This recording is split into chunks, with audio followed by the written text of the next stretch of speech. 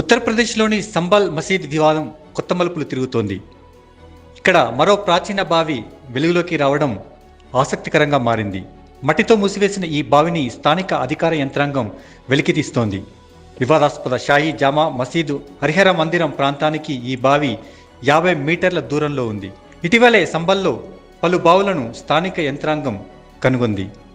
ఈ ఆలయం హరిహర ఆలయానికి సమీపంలో ఉంది. ఈ బావి గతంలో పూజలు జరిగేవని స్థానికులు అంటున్నారు.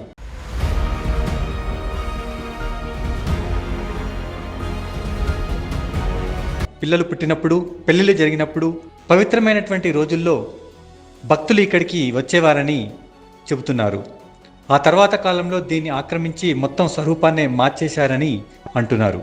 హరిహర ఆలయంపై మొఘల్ కాలంలో షాహీ జామా మసీదు నిర్మించారని ఇప్పటికే హిందూ సంఘాల తరఫున కొందరు పిటిషన్లు వేశారు. దీనిపై సర్వే నిర్వహించాలని గత ఏడాది నవంబర్ 19న కోర్టు ఉత్తర్వులు జారీ చేసింది. 1529లో బాబర్ కూల్చివేసిన హరిహర్ మందిర్ అనే పేరే ఈ ఆలయమని వారు అంటున్నారు. హిందువుల తరఫున విష్ణుశంకర్ జైన్ తదితరులు పిటిషన్ వేశారు. నవంబర్ 19న కోర్టు మసీదు సర్వేను ఆదేశించింది. ఈ సర్వే నిర్వహించడానికి రమేష్ రాఘవన్ అనే అడ్వకేట్ కమిషనర్ను కూడా నియమించింది. అప్పటి నుంచి పలు బావులు ఇక్కడ వెలుగులోకి వస్తున్నాయి.